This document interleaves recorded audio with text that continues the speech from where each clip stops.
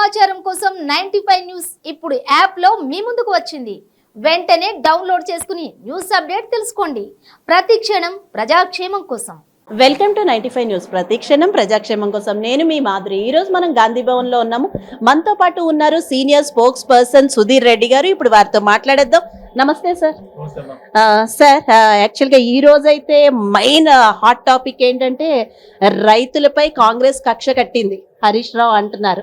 అన్నదాతకి నిజమైన విలన్ ఎవరో తెలిసింది కాంగ్రెస్ అట. వాటి గురించి ఏమంటారు మీరు? అవన్నీ పిచ్చి స్టేట్మెంట్లు. కానీ మొత్తానికి తెలంగాణకు ఈ 10 సంవత్సరాల్లో ద్రోహం చేసినటువంటి వ్యక్తులే తెలంగాణ ద్రోహులే కేసీఆర్ కుటుంబం. అందులో రైతులు వస్తారు, నిరుద్యోగులు వస్తారు, విద్యార్థులు వస్తారు, చిన్న చిన్న పిల్లలు వస్తారు, 10th క్లాస్ ఎగ్జామ్స్ రాసిన పిల్లలు వస్తారు, ఇంటర్మీడియట్ చదివిన పిల్లలు వస్తారు, టీఎస్పీఎస్ ఎగ్జామ్ రాసినటువంటి పిల్లలు వస్తారు, ఉద్యోగులు వస్తారు, పెన్షన్దారులు వస్తారు, రైతులు వస్తారు, కార్మికులు వస్తారు, కర్షకులు వస్తారు. ఇంతమందికి తెలంగాణ సమాజానికి ద్రోహం చేసినటువంటి వ్యక్తులు Harish Rao, KT Rama Rao, KC Rama Rao, KCR and Kavitha Rao. Total కుటుంబమే తెలంగాణకు ద్రోహం చేసినంత ద్రోహం ఏ పార్టీ కానీ, ఏ వ్యక్తి కానీ, ఏ మనిషి కానీ చేయలేనటువంటి దుర్మార్గమైనటువంటి వ్యక్తులు వీళ్ళు. వారి గురించి మనం మాట్లాడుకోవాల్సిన అవసరం లేదు. నిజానికి సిగ్గుపడాలి వీళ్ళు ఆ మాటలు మాట్లాడుతందుకు. ఇప్పుడు రైతుల ద్రోవులు అంటోళ్ళు మేము కట్టినటువంటి ప్రాజెక్టులు, శ్రీశైలం ప్రాజెక్టు నుంచి నీళ్లు పోయినా గట్టిగా ఉంటుంది. ఏ ప్రాజెక్టు పోయినా ఎంత వరదలు వచ్చినా తట్టుకొని నిలబడేటువంటి శక్తి మేము కట్టినటువంటి ప్రాజెక్టులకు ఉన్నది. ఇవాళ వర్షం లేదు, వరద లేదు, నీళ్లు లేవు, ఏం లేవు. ఉన్నటువంటి నిల్వ ఉన్న నీళ్లతోనే మేడిగడ్డ కూలిపోతుందంటే మీరు ఒకసారి అర్థం చేసుకోవాలి. ఎవరు తెలంగాణకు ద్రోహం చేసిరు, ఎవరు తెలంగాణ ద్రోహులు అర్థం చేసుకోవాల్సినటువంటి అవసరం. రైతులకు సంబంధించినంత వరకు ఈ రాష్ట్రంలో రైతులు 9,000 మంది ఆత్మహత్య చేసుకురు. ఎందుకు చేసుకురు ఈ 5-10 సంవత్సరాల్లో? లెక్కలు తీయండి. వాళ్ళు చెప్పిన లెక్కలే కదా, మేము చెప్పిన లెక్కలు కావు కదా. ఎందుకు ఈ 9,000 మంది ఆత్మహత్యలు చేసుకున్నారు అంటే వాళ్ళు కాంగ్రెస్ హయాంలో ఆత్మహత్యలు జరగలేదా? రైతులు అప్పట్లో కూడా చాలా ఆత్మహత్యలు చేసుకున్నారు కదా అని అడుగుతున్నారు కదా, మరి దానికి ఏమంటారు మీరు? తెలంగాణ ఏర్పడ్డ తర్వాత 17,000 కోట్ల మిగులు బడ్జెట్ ఇచ్చి రాష్ట్రాన్ని ఇచ్చిన తర్వాత ఆ రోజు ఆంధ్ర పాలకుల చేతిలో మనం అందరం ఇబ్బందులు పడుతున్నామని తెలంగాణ 12 మంది యోధులు చనిపోయిన తర్వాత ఈ రోజు 9,000 మంది ఆత్మహత్యలు చేసుకురు. ఇది దేనికి సంకేతం? ఆ రోజు తెలంగాణలో కాంగ్రెస్ ప్రభుత్వం ఉన్నప్పటికీ తెలంగాణ లేదు, ఉమ్మడి ఆంధ్రప్రదేశ్ రాష్ట్రంలో ఉన్నాం. ఆ రోజు తెలంగాణలో ఇబ్బంది పడుతున్నామని కదా తెలంగాణ సాధించుకున్నది. తెలంగాణ సాధించుకొని తెలంగాణ ఇచ్చి 17,000 మిగులు బడ్జెట్ ఇస్తే కూడా ఈ రోజు రాష్ట్రం అప్పుల పాలు చేసి రైతులు ఎందుకు ఆత్మహత్య చేసుకుంటారు? మీ అసమర్థత వల్ల కాదా?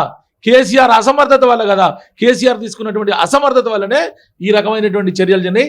పూర్తిగా తెలంగాణలో ఉన్నటువంటి ఈ తెలంగాణ రాష్ట్ర సమితి, ఈరోజు పేరు మార్చుకున్న భారతీయ రాష్ట్ర సమితే పూర్తిగా రైతుల ద్రోహి, తెలంగాణ ద్రోహులు వీళ్ళందరూ కూడా. అంటే వాళ్ళు 60 ఏళ్లలో వాళ్ళు చెయ్యలేంది మేము 9.5 ఏళ్లలో చేసి చూపించాం కదా అని అంటున్నారుగా. మంచి మాట చెప్పారు. మీకు విషయం చెప్తాను నేను ఈ సందర్భంగా.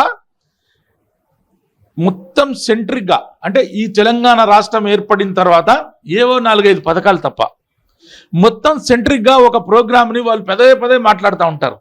ఎక్కడికి వెళ్ళినా కాళేశ్వరం ప్రాజెక్టు గురించి చెప్తారు. ఉదాహరణకు ఒక దొంగల ముఠా ఉందనుకోండి, వాళ్ళు ఫస్టే ప్లాన్ చేసుకొని ఈ బ్యాంకు దోపిడీ చేయాలా, లేకుంటే ఇది చేస్తే ఇట్లా చేయాలా అనుకొని బ్యాంకు దోపిడీ చేయడానికి ప్రయత్నం చేస్తారు. ఇదొక రకమైన పద్ధతి. ఇంకా కొందరు దొంగలు ఏం చేస్తారంటే పోతూ ఏదో దొరికింది ఎత్తుకొని వెళ్ళిపోతారు. ఇదొక రకమైన పద్ధతి. ఇవి ఈ మొదటి రకానికి చెందినటువంటి వాళ్ళు ఈ కేసీఆర్ కుటుంబం. మీరు చూడండి, కాళేశ్వరం ప్రాజెక్టు కన్నా ముందు జాగ్రత్తగా వినండి దయచేసి ప్లీజ్. కాళేశ్వరం ప్రాజెక్టు కన్నా ముందు దీని పేరు ప్రాణహిత చేవెళ్ళ, డాక్టర్ బాబాసాహెబ్ అంబేద్కర్ ప్రాణహిత చేవెళ్ళ ప్రాజెక్టు. దీని ఎత్తు ఆ రోజు డిజైన్ చేసినటువంటి ఎత్తు 152 మీటర్లు. గ్రావిటీ మీద వాటర్ వస్తాయి. అంటే ప్రాజెక్టు ఒకవేళ కట్టి ఉంటే 16 లక్షల ఎకరాలకు 16,50,000 ఎకరాలకు రమారమి 16,58,000 ఎకరాలకు నీళ్ళు వచ్చేటువంటి ప్రాజెక్టును డిజైన్ చేసింది కాంగ్రెస్ పార్టీ గవర్నమెంట్లో. ఆ రోజున్న రాజశేఖర రెడ్డి గారు జలయజ్ఞం స్కీమ్లో. ఎప్పుడైతే కేసీఆర్ గారు తెలంగాణ ఏర్పడిన తర్వాత 148 మీటర్లకు దించుకొచ్చేసాడు. ఇదేదో పెద్ద చారిత్రాత్మక నిర్ణయం, ఇదేదో పెద్ద గొప్ప ఘనకార్యం సాధించినట్టు కేసీఆర్ గారు చేశారు. ఎందుకు చేశారంటే దానికి ఒక రీజన్ చెప్పారు. అటు పక్క ఉన్నటువంటి 1853 ఎకరాల భూమి మహారాష్ట్రలో మునుగుతుంది కాబట్టి మనకు దాని కాంపెన్సేషన్ ఇవ్వలేం కాబట్టి దాన్ని మనం మునగకుండా చేసి ఇక్కడ ప్రాజెక్ట్ కడుతున్నామని చెప్పినారు. ఇగో ఇక్కడే ఉంది అసలు మోసం అంతా కూడా. మనం జాగ్రత్తగా గమనించాలి. ఈ 1853 ఎకరాలకు ఆ రోజున్నటువంటి లెక్కల ప్రకారం, ఆ రోజున్నటువంటి రేట్ల ప్రకారం 10 లక్షలకు ఎకరమైనా, 20 లక్షలకు ఎకరమైనా, లేదు 1 కోటి రూపాయలకు ఎకరమైనా 1853 కోట్లు అవుతుంది. అంటే 1853 కోట్లు అయితే అందరు రైతులు హ్యాపీగా సంతోషంగా భూములు ఇచ్చేవాళ్ళు. లేదు 2 కోట్లకు ఇచ్చినా 3600 కోట్లు అవుతుంది. ఈ ప్రాణహిత చేవెళ్ల ప్రాజెక్టు కాస్ట్ వచ్చి 38,500 కోట్లు. 38,000 ప్లస్ 4,000 కోట్లు ఎంత అయింది? 42,000 కోట్ల ప్రాజెక్టు. ఈ 42,000 కోట్ల ప్రాజెక్టు పెడితే 16 లక్షల ఎకరాలకు నీళ్లు బారే సాగు భూమి ₹1 లేకుండా జస్ట్ అవి లిఫ్ట్ చేస్తే, అంటే ఆ గేట్లు ఎత్తితే 16 లక్షల ఎకరాలకు నీళ్లు పోతాయి. కానీ దీన్ని డౌన్ చేసి 148 మీటర్ల కిందికి పెట్టేసి కొన్ని కోట్ల రూపాయలు ఖర్చు పెడితే తప్ప ఎకరానికి నీళ్లు రానటువంటి పరిస్థితి ఇలా కేసీఆర్ తీసుకొచ్చిండు. అది మళ్ళీ ప్రాజెక్ట్ కాస్ట్ ఎంత చేసిండు? ఇది 42,000 కోట్లకు పోయింది, ఇప్పుడు 1,45,000 కోట్ల ప్రాజెక్టు చేసిండు. దీని వెనక ఎన్ని లక్షల కోట్ల కుంభకోణం ఉందో చూసిండ్రా? మోటార్లు పెట్టి లిఫ్ట్ చేసి పంపు చేసి పైకి పోసి నానా గందరగోళం చేస్తే ఆఖరికి కొన్ని లక్షల కోట్ల అవినీతి చేసేసి రైతులకు ఒక మోటార్ నడవాలంటే గంటకు 2 కోట్ల రూపాయల కరెంటు బిల్లు వచ్చే పరిస్థితి తీసుకొచ్చిండు. ఇట్లా లిఫ్ట్ చేస్తే నీళ్ళు వచ్చేది ఎంత ఈజీ. కానీ దాన్ని రాకుండా రైతులకు ద్రోహం చేసినోడు ఎవడు? కేసీఆర్ కాదు. అంటే వాళ్ళు రైతు బంధు, రుణమాఫీ ఇవన్నీ పెట్టాం కదా అంటున్నారు. ఇవన్నీ రైతు బంధు, రైతు బీమా అంటే రకరకాల స్కీములు వస్తూనే ఉంటాయి. ప్రతి ప్రభుత్వం వచ్చినప్పుడు రకరకాల స్కీములు అనౌన్స్ చేస్తూ ఉంటాయి, దాన్ని ఇంప్లిమెంట్ చేస్తూ ఉంటాయి. సమస్య అది కాదు. జీవిత కాలంలో ఉండేటువంటి ప్రాజెక్టులలోనే ఇంత పెద్ద ఎత్తున మోసం చేసినారు. ఈ జీవిత కాలంలో ఈ ప్రాజెక్టు ఎప్పుడు నడిచినా కొన్ని కోట్ల రూపాయలు మనం ఖర్చు పెట్టాల్సి వస్తుంది. మెయింటెనెన్స్ ఖర్చు పెట్టాలా, కరెంటు బిల్లు ఖర్చు పెట్టాలా. ఆ రోజు కాంగ్రెస్ పార్టీ చేసినటువంటి ప్రాజెక్టు జస్ట్ చేతితోటి ఇట్లా లిఫ్ట్ చేసి మీ ఎత్తితే 16 లక్షల కోట్ల. ఈ కాళేశ్వరం ప్రాజెక్టు కింద సాగుదాలు ఎంత? 18 లక్షల కోట్లే, 18 లక్షల ఎకరాలే. దానివల్ల ఏం ఉపయోగం ఉంది? మూలకు పడిపోయినటువంటి ప్రాజెక్టు.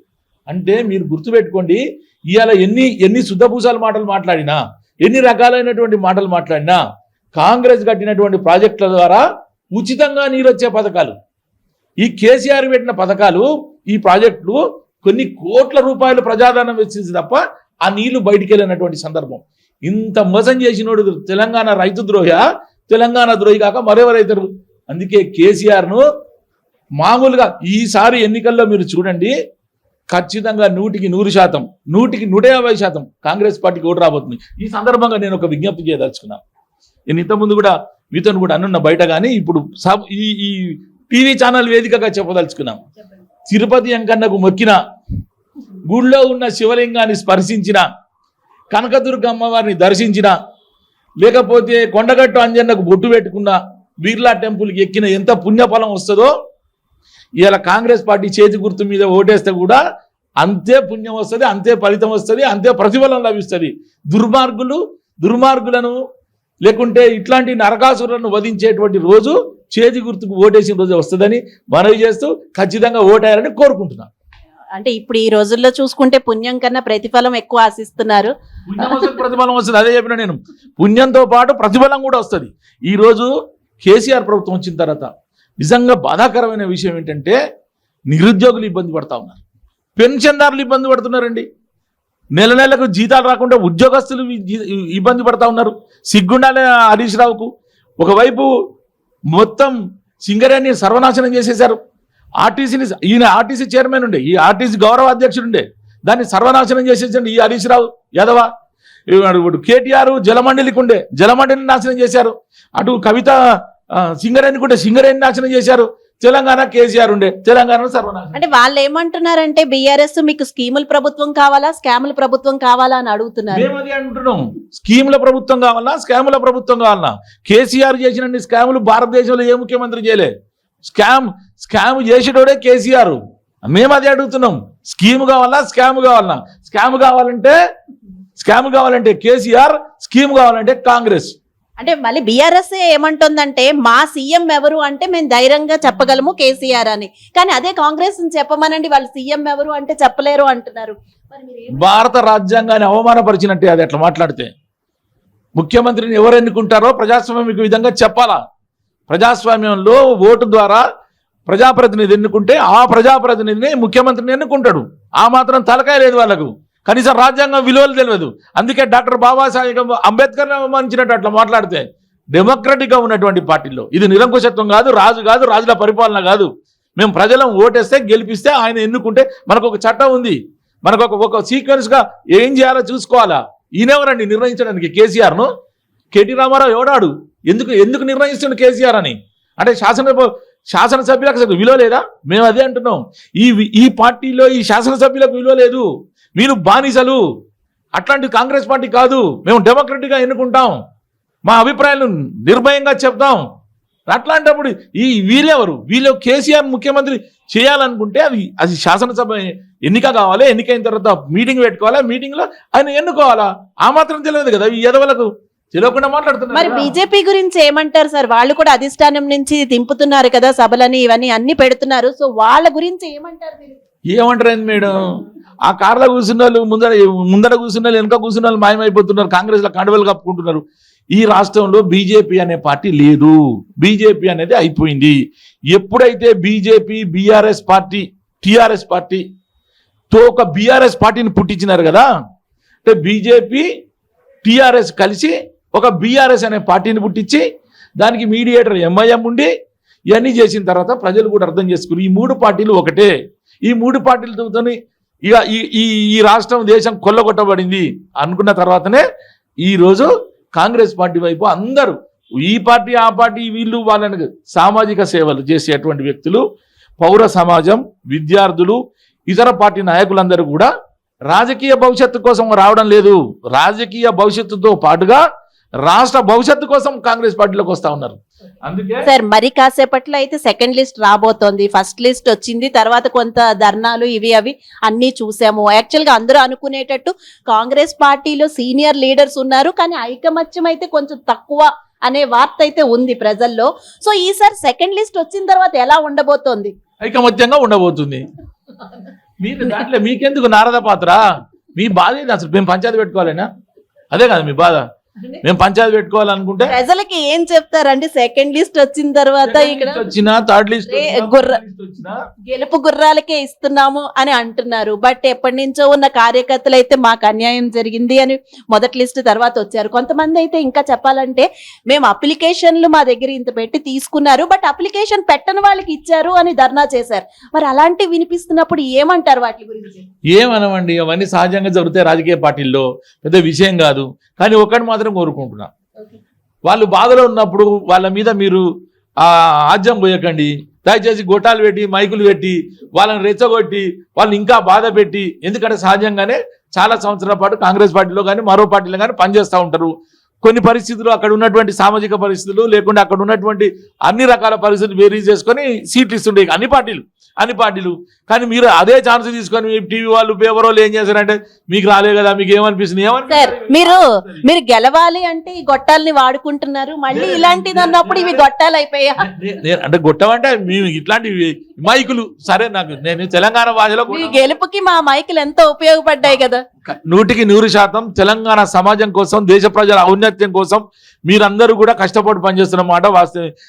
మేమెంత పనిచేస్తారో మీరు అంత పనిచేస్తారు. ఎందుకంటే ఎప్పుడు మీరు మా వెనకనే ఉంటారు కదా, మా వెంటాడుతుంటారు కదా మీరు మమ్మలను. అందుకే నేను అనేది ఏంటంటే వాడు నిజంగా కూడా ఎవరైనా టికెట్ రాకుంటే బాధతోనే ఉంటారు. ఆ బాధను మీరు ఇంకా ఆజ్యం వచ్చినట్టు మీరు ఏమంటారో చెప్పండి. మీకు రాలే కదా, మీకు రాకుంటే మీకు ఏమనిపిస్తుంది? బాధ అనిపిస్తుంది. కానీ ఒకటి మాత్రం గుర్తుపెట్టుకోండి, దయచేసి నేను ఇప్పుడు కూడా చెప్తున్నా, ఈసారి ఎన్నికలలో కాంగ్రెస్ పార్టీ విజయం కోసం మీరు కూడా ప్రయత్నం చేయాల్సినటువంటి అవసరం ఉంది. ఎందుకంటే జర్నలిస్టులను కూడా మోసం చేసిండు, టీవీ ఛానళ్లను మోసం చేసిండు, పేపర్ వాళ్ళను మోసం చేసిండు. మీ అధినాయకులు తప్ప ఈ కింది స్థాయిలో ఉన్నటువంటి సిబ్బంది అంతా కూడా కాంగ్రెస్ పార్టీకి ఓటేయాల్సినటువంటి అవసరం ఉంది. ఎందుకంటే మీకు ఇల్లు ఇస్తారని మిమ్మల్ని నానా ప్రలోభ పెట్టి గతంలో ఎన్నడూ జరగని విధంగా ప్రెస్ మీడియా అడ్రస్ చేస్తూ మిమ్మల్ని అవమానపరిచినటువంటి సంఘటనలు కూడా ఉన్నాయి. మిమ్మల్ని ఎంత అవమానపరిచిన, కూసావా, నీకేం తెలుసు, కూసా, నువ్వేం మాట్లాడుతున్నావు, కూసా అని ఈ రకమైనటువంటి అవమానాలు కూడా మీరు కూడా భరించారు. కాబట్టి మీరు ఈ మైకుల ద్వారానే తగిన బుద్ధి చెప్పాల్సినటువంటి అవసరం ఉంది. అందుకే మిమ్మల్ని కూడా కోరేది ఒక్కటే, ఈ జర్నలిస్ట్ సమాజం కానీ పౌర సమాజం కానీ విద్యార్థి సమాజం కానీ ఎవరైనా సరే చూడండి, గతంలో మహిళల గురించి లేకుండా మహిళా హక్కుల గురించి లేకపోతే ఈ స్వయం సంఘాల గురించి ఎన్నో రకాలుగా గవర్నమెంట్స్ మాట్లాడేది. ఎప్పుడైనా మీరు మహిళలకు సంబంధించినటువంటి మహిళా సంఘాల గురించి కేసీఆర్ గారు ఒక్క మాట మాట్లాడడం విన్నారా? అసలు ఉన్నాయని అనుకుంటున్నారా మీరు? అవి ఫంక్షన్లో నడుస్తున్నాయి అనుకుంటున్నారా? ఎక్కడైనా విన్నారా? ఎక్కడ వినలే. సర్వనాశనం చేసేసాడు. ఈ రోజు తెలంగాణలో ఆ రోజు కాంగ్రెస్ పార్టీ కానీ టీడీపీ గవర్నమెంట్లో కానీ స్వయం సమృద్ధి సంఘాలుగా పెట్టి మహిళా సంఘాలను పెద్ద ఎత్తున డెవలప్ చేసినటువంటి అంటే మహిళా బిల్లు వచ్చినప్పుడు కూడా మరి కల్వకుంట్ల కవిత నేను ఢిల్లీ వెళ్ళాను, అక్కడ 2 రోజులు పోరాడాను, ఇవన్నీ చెప్పారు కదా. చెప్తారండి, చెప్పడానికి మైక్ దొరికితే ఏదని చెప్తారు. వాళ్ళు అద్భుతమైనటువంటి మాటకారులు. నాలుక మీద నాట్యం చేసినట్టే మాటలు వస్తాయి. అట్లా ఆ నాట్యాలకు ఆ మాటలకు మనం పడిపోకుండా కేసీఆర్ గారు కూడా చెప్తున్నాడు. ఆయన కూడా డిసైడ్ అయిపోయాడు, ఈసారి ఓటేస్తే ఉంటా లేకుంటే పంట అంటుడు. ఆ పంట ఓటేసినా పండుకుంటాడు, ఉండకుండా పండుకుంటాడు. ఆయన వృత్తి ధర్మం ఆయన చేస్తాడు అని నేను కాదంటలేను. కేసీఆర్ గెలవడం వల్ల ఈ రాష్ట్రానికి అనర్థాలు ఉన్నాయి, అరిష్టం ఉంది. కేసీఆర్ వల్ల ఈ రాష్ట్రంలో చాలా రకాలైనటువంటి అవినీతికి ఆజ్యం పోసిన వాళ్ళు అవుతారు. కేసీఆరే గుర్తించినాడు. కేసీఆర్ గుర్తించి ఈ రోజుకైనా కేసీఆర్ని అప్పీల్ చేయమంటున్నా. ఈ ఒక్కసారి కాంగ్రెస్ కోట ఏమని కేసీఆర్ని కోరమని నేను కోరుతున్నా. ఎందుకంటే ఈ రాష్ట్రం ఈ అరిష్టాల బారి నుంచి, ఈ కేసీఆర్ ద్రోహుల నుంచి, ఈ కేటీఆర్ కుటుంబం నుంచి అన్నింటి బయటపడాలంటే ఒకే ఒక పని చేయాలి, అది చేయుతి గుర్తు మీద ఓటు ఒత్తాలే. రేపు 30వ తారీఖు నాడు జరిగినటువంటి ఎన్నికల్లో 3వ తారీఖు జరిగిన రిజల్ట్లో అది కనపడాలి. ఖచ్చితంగా 100% కాంగ్రెస్ గెలవాలా, తెలంగాణలో అభివృద్ధి జరగాల, దొరల ప్రభుత్వం పోవాలా, ప్రజాప్రభుత్వం రావాలా. Okay right sir, thank you so much.